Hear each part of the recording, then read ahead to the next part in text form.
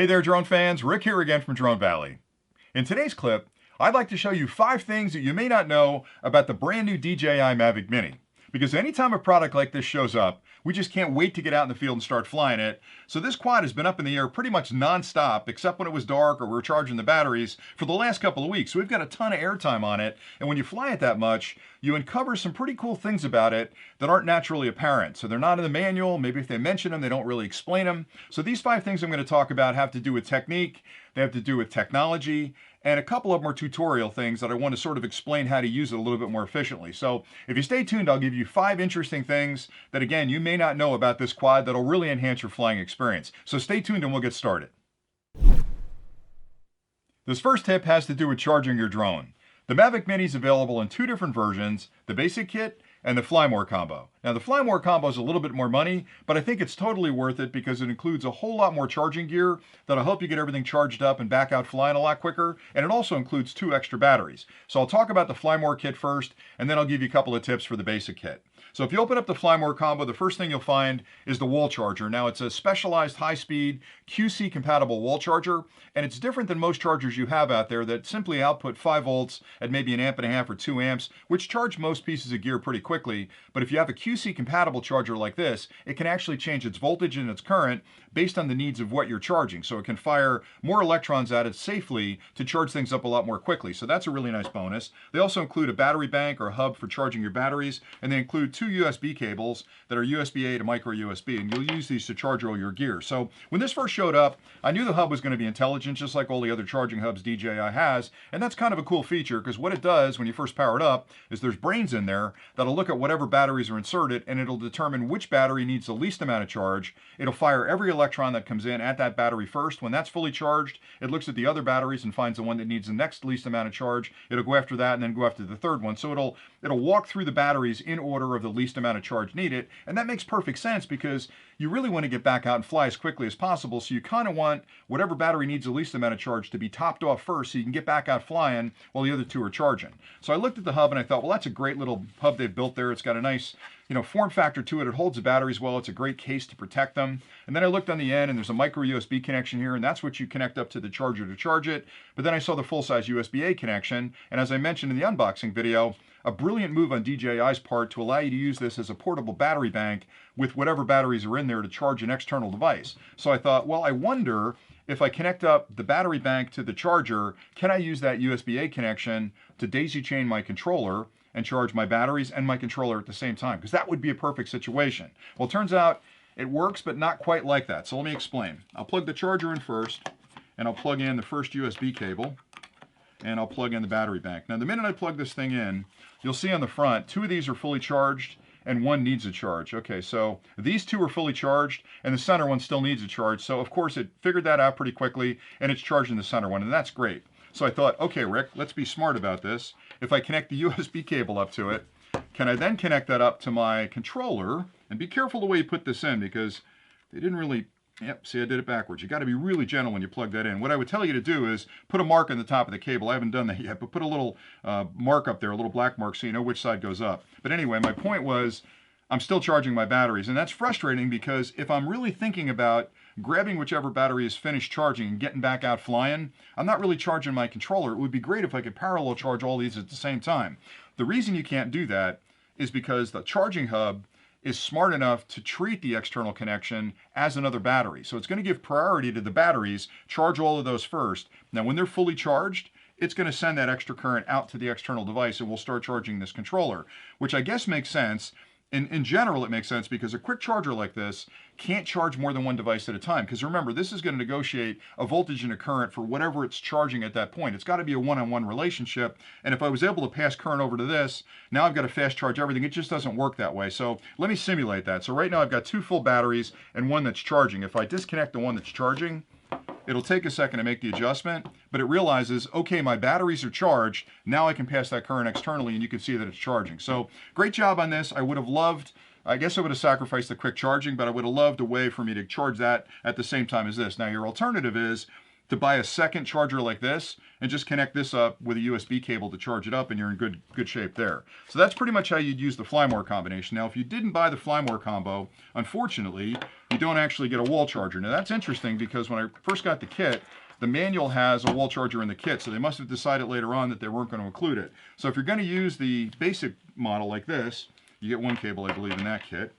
you'll have to buy a charger. Now, I'd recommend you buy a fast charger, so it's not going to be a cheap one. You're going to spend a couple of bucks on it, but you're looking for a QC compatible charger, and it'll say fast charger on it. So buy that charger, and then you have to charge the batteries.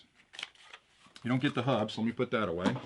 You have to charge the batteries in the quad. So you'll slide the battery in the quad, and you'll connect up the short USB connection between your charger and the back of the quad. And the problem with that is that it's great because it charges my quad.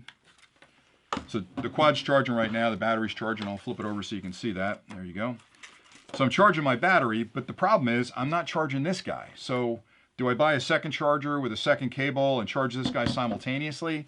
Or do I switch between them? So how do I know this is done? And if I've got two batteries, it takes me a little longer to do that. So I recommend, again, that Flymore combination gives you everything you need to get charged really quickly. But if you're in this situation, we spent a lot of time thinking about this, and I've already talked about this cable on the channel, but I want something that'll allow me to charge everything at the same time. So we came out with this Drone Valley cable. That's a specialized cable that allows you to have a single connection to your charger, like this. On the end of it, it has 3 different connections. It's got 2 micro USBs and a USB-C. So it allows me to connect up to my controller, and it allows me to connect up to my drone and charge both of those at the same time. In addition to that, I've got another USB-C here, which you can use with an external device like a tablet or a phone. Now, if you don't have a USB-C phone, like maybe you've got an Apple or an old Android phone that you need a micro USB, we also include these 2 adapters, one here for the Apple product. You just pop it on top like that. Then you can plug in, I use the iPad Mini 4. I can plug that in and charge all 3 of these devices at the same time. So that's charging up now. So that cable allows you to sort of buy one charger, plug them all in, and charge everything at once. Now, the downside to a cable like this, just like I described a minute ago with the charging hub, is that if you buy a quick charging charger, it can't negotiate a quick charge for all 3 things at the same time. So if it sees more than one device, or if you're trying to charge 2 devices at the same time, here we're charging 3, it drops down to regular charging speed. But for me, that's fine, because if I'm charging this thing, I'm typically plugging it all in, going to get a cup of coffee, and I know I'm charging my battery, the controller, and my device that I'm going to use as my control device at the same time. So we have these cables available. I'll put a link below where you can find them. I'm not trying to sell you a cable, but I'm trying to point out that for me, this is like the perfect charging solution for the basic kit, which allows me to get everything charged at the same time. Now, you can use this with the Flymore combination as well and charge the battery bank here, charge your controller here, and charge your third device over there. But again, it won't fast charge. It'll charge it at a regular rate, but it'll carry 2.5 amps of current, so it's pretty quick as far as charging goes. So if you've got the basic kit, go out and buy a quick charging charger. That'll give you plenty of current to charge everything you need to charge. If you're trying to charge more than one thing at once, pick up one of these Hydro cables from us. It's on the Drone Valley website under the Mavic Mini page, and I'll put a link below again to check it out. But I just wanted to clear everything up about what quick chargers do and what they don't do, and I was totally wrong about daisy chaining the controller off that battery bank. I was so upset about that when I first got it, that it didn't pass that current along, and it wasn't until later that I connected it up and forgot and left it daisy chained, and I came downstairs and all the batteries were charged and it was charging the controller. So that was totally on me, and I wanted to correct that in this clip. So stay tuned, and I have 4 other really cool tips that I want to show you. This next tip has to do with using a larger phone or a tablet with your controller, and there are really only 2 considerations you need to worry about. The first is the physical size of the device you'd like to use, and the second is making an electrical connection from that device to the controller so the application can see it. Now, I'll start off with the physical consideration first. DJI had a real challenge on their hands when they built this controller because they were trying to design something that was small and portable, yet large enough to handle some of the bigger phones on the market. And I think they've done a really good job of balancing those two because of these incredibly clever arms they've built into the bottom. Now, most of the controllers you'll see on the market have arms that swing out, but the swing point is right here. It's actually attached to the body at the top, which means they'll swing like this, but they're kind of in an awkward position until they're fully open. DJI moved that pivot point to the center of these so they can pull out like this, and they can accommodate a wide range of different devices clamped inside of them. So that really helps a lot because when they're opened all the way, they can handle incredibly wide phones. All the modern phones in the market will fit in there pretty easily, but there are still some physical limitations. So the first one is the width. The maximum width of a device that'll fit in there is 160 millimeters, which is about 6.3 inches. So again, all the modern phones will fit in there. The second is the thickness of the phone, including the case. So there's a bushing inside the arms on either side that limit how fat a phone you can actually jam inside this thing. And that limitation from the factory is 8.5 millimeters, which is about 1/3 of an inch. So if you've got a smaller case like this, you might be able to slide it up inside those bushings and be fine. But if you've got a thicker case, especially if you're like an OtterBox or one of those high durability cases, it's not going to slide inside that slot. But having said that, because they built this pivot point in the center, you can still clamp the phone in there. So it's because it's got rubber and you've got that flexibility in the center, that pivot point, you can actually hold a phone in there that's got a really thick case. Now, if you really want to get it in the slot, you can do that. So my case is just a tiny bit thicker than would fit in there naturally. So what I did was take a small file, and this rubber is pliable, so you can actually file down the rubber a little bit and widen that gap to slide your case inside there. I imagine if you had a really thick one, like an OtterBox case, you could go at it with a Dremel and pull all the rubber out, and maybe you can get it in there. But the key is you can modify that somewhat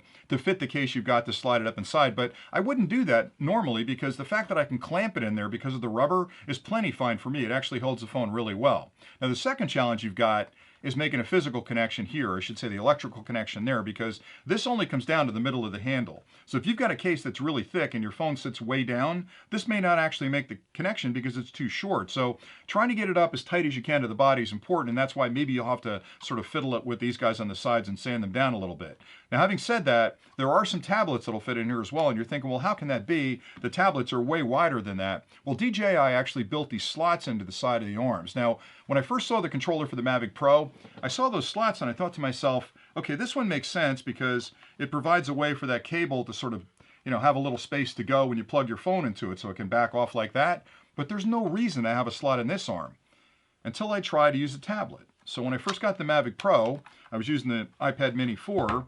It turns out that with a tablet, when you slide it up inside the arms, the two corners pop through those slots. So if those slots weren't there, this tablet wouldn't fit all the way up inside the arms. It would fit probably down like that and it would be dangling. But this thing slides right up in the arms, and look how tight that's in there. I mean, you could hold the controller and it's not going to come out. It's almost like they made the controller to fit the iPad Mini 4. But what I'm trying to show you is that a tablet will fit in there as long as it's not bigger than that 160 millimeters. So it fits in there just nice and fine. But then the challenge is going to be the connection I need to make is here to here. There's no way this cable is going to fit, so it's too short to do that. So back in the days of the Mavic Pro, we came out with another cable you could use, and we did the same thing here. So we've designed a heavy-duty cable that Drone Valley put together that has a micro USB on one end, and there are 3 versions of this. On the other end, it's either an Apple Lightning connector, or it's a micro USB, or it's a USB-C. So depending on the phone or tablet you're going to use, you have to pick the right cable. And I've got links below where you can find those. But this is 30 centimeters, which means it's long enough to actually fit in there,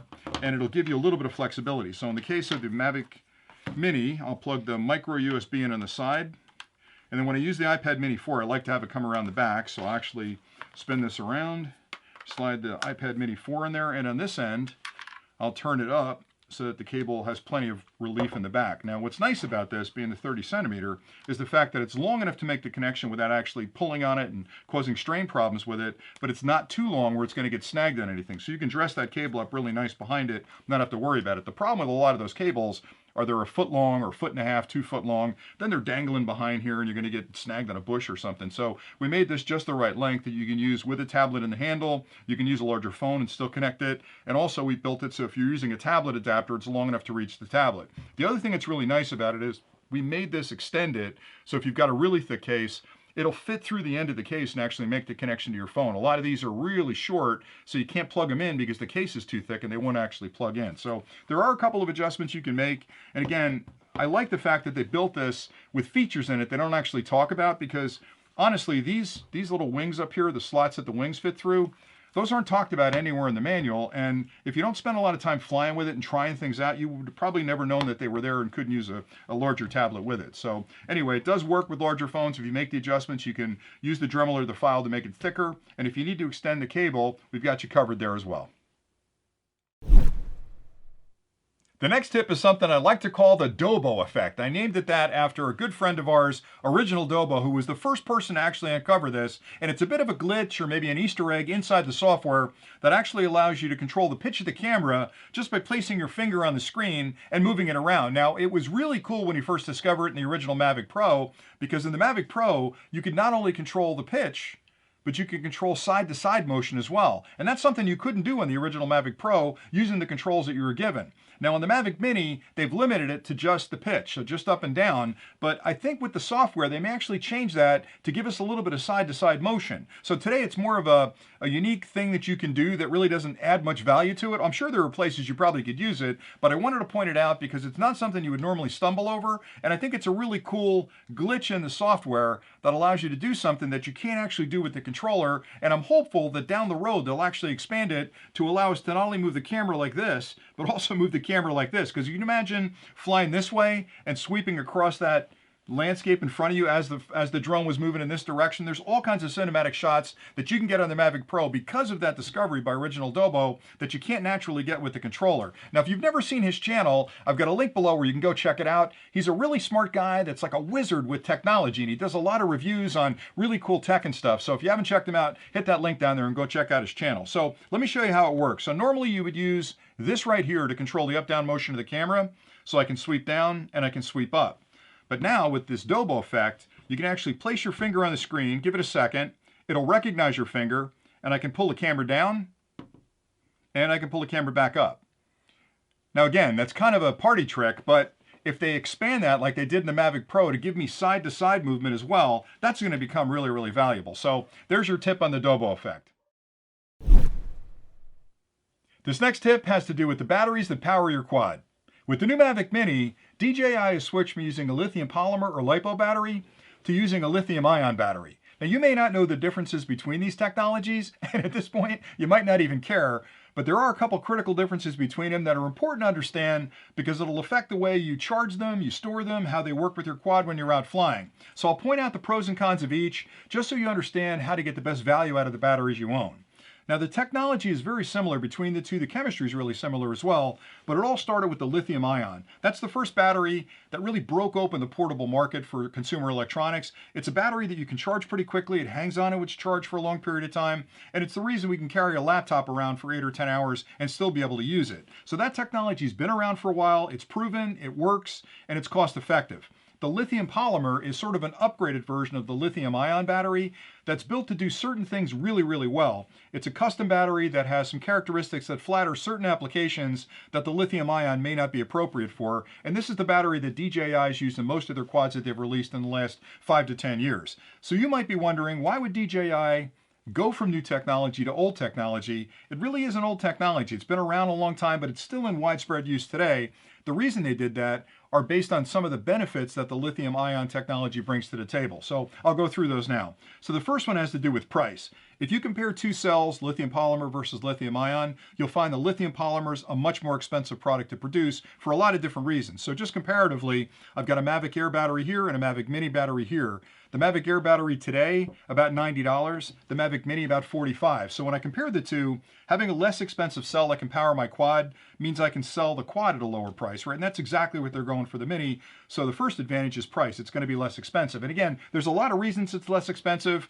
It's a similar form factor. There's a lot of companies out there manufacturing them. If you've got a high volume of manufacturing, the price drops down. These are more specialized cells. They're a little more flexible in the way you can design them, the shape you can make them in, and they tend to be more expensive because they're a bit of a boutique cell that's built for a particular purpose. So price is their first advantage. The second advantage, which I think is really important, is a thing called energy density. Now, I don't want to get too nerdy here, but energy density means for a given weight, how much capacity can a battery pack?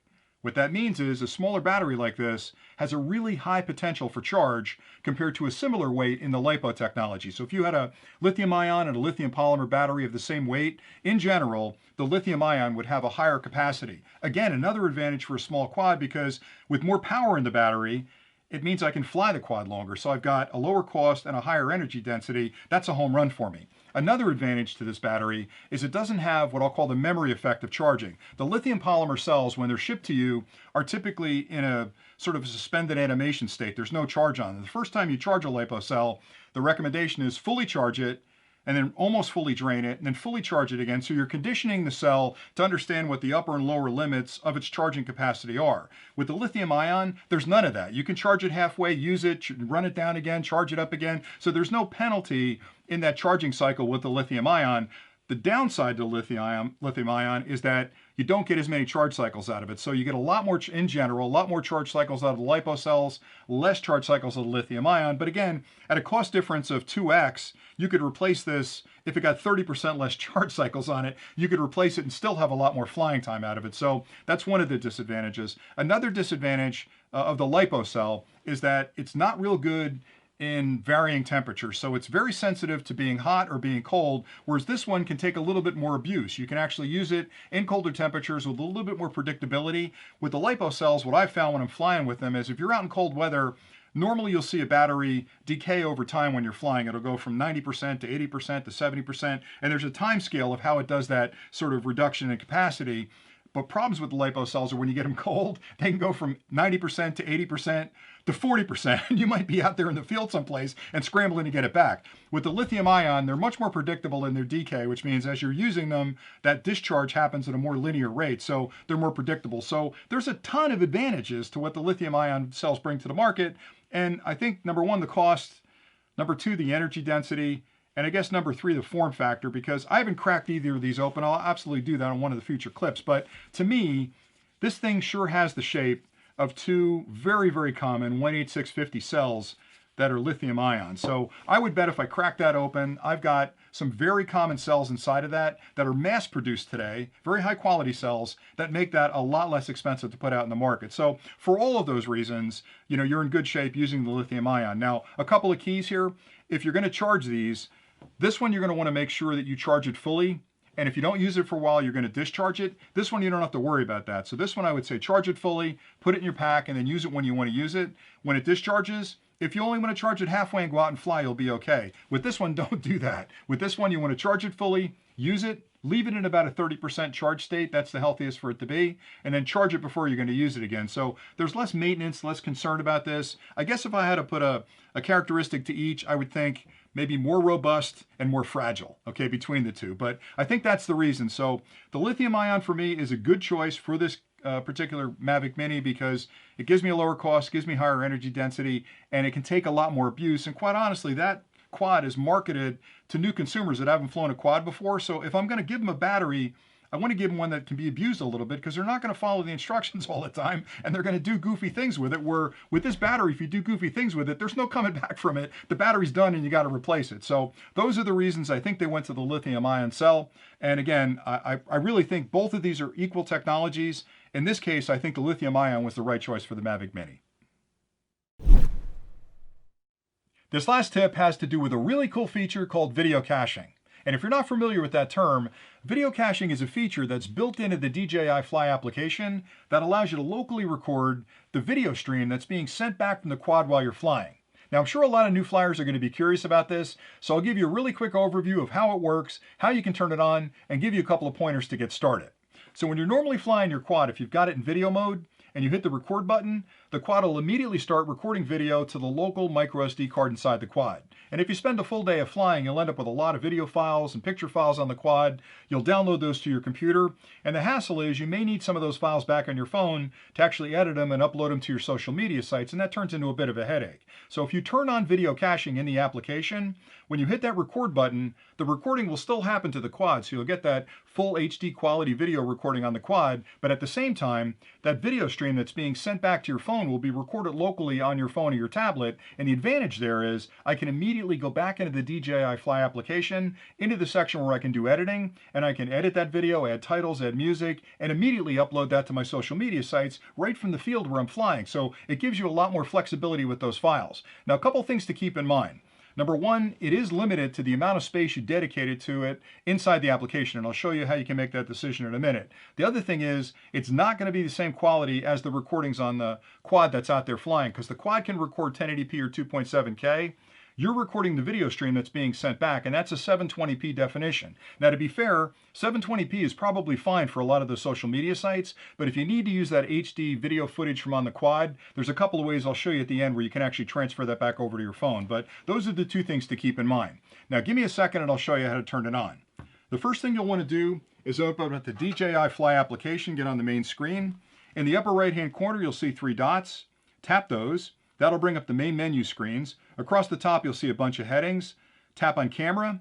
And then down the middle of the screen, you'll see Advanced Settings. Tap on that. And then down the bottom of that, you'll see Cache While Recording. Now, if you turn that on, you'll notice another menu below it that's called Max Video Cache Capacity. And that's where you set how much of the cache capacity on your device you want to dedicate to those streams that you're recording. And if you pick too small a size, what happens is it'll record over the oldest stuff. So if you're recording a really big stream, you won't have all of it because it's basically going to eat its tail. It's going to start at the end and over record it. So I usually dedicate maybe 8 gigabytes or 16 gigabytes of space, and you can always clear that out later on, but turn that on and then go back to the main screen. And that's really all you need to do. Now, when you start recording on your drone, or if you start taking pictures, all of that stuff will still be recorded on the micro SD card, but it's also recorded locally. And like I said, you can get in there, you can edit it, you can add titles, you can add music, and you can immediately upload it to the social media sites that you care so much about. So that's pretty much it for all the tips today. So I hope you found this video helpful. I know it's a lot longer than the ones I normally do, but I had 4 or 5 things I wanted to talk about, and I thought, do I break them up in separate clips, or do I put them all in one clip? So I did put the time codes below so you could skip ahead if you needed to, but